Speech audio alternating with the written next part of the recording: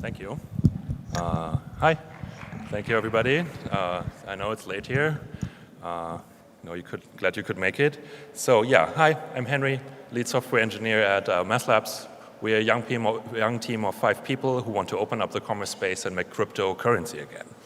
So what we are building is open source infrastructure for crypto-native commerce systems. That means decentralized data structures and on-chain registries for stores and listing information, all decoupled from physical hosts. Of course, we're also building facilities for purchases. We are open but agnostic about different forms of escrow, but what we do want is to enable more direct relations between customers and merchants. We're thinking protocols, not platforms here. We want to grow this into a base layer on which other people can build their stuff on top of. And this is what we see as a public good, and this is the frame of reference we want to spread. The analogy I'm trying to invoke here is that of a farmer's market, but online. An open and public infrastructure not controlled by a central entity, but by shared beliefs and rules of everybody involved in the market. We strongly believe there's too much intermediation in the current way of doing commerce. For instance, how is it that there's next to no recourse for merchants on big platforms? A simple misunderstanding, complaints processed by some support person you don't even know, or false positive detection can easily lead to being expelled, losing your customer information and reputation in the process. Most of the time, this even happens invisibly to the customers. The other side of the coin here is how little control customers have about their own data. One might be totally fine with disclosing their purchase histories to a specific merchant to get recommendations about related products, but they shouldn't have to be. Secondly, I'm sorry. Right. Why do big marketplaces get all of this information? So just for supplying the grounds for merchants and customers, big marketplaces get a copy of everything that is said and sold on the market.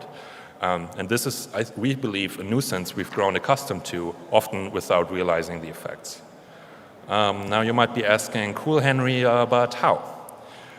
Given the short amount of time I have today, I will only touch on 2 central pieces that we are currently working on without going into too much details about what else is on our roadmap, like indexing for multi-vendor marketplaces or verifiable reviews. The first piece here is a set of simple on-chain contracts, smart contracts.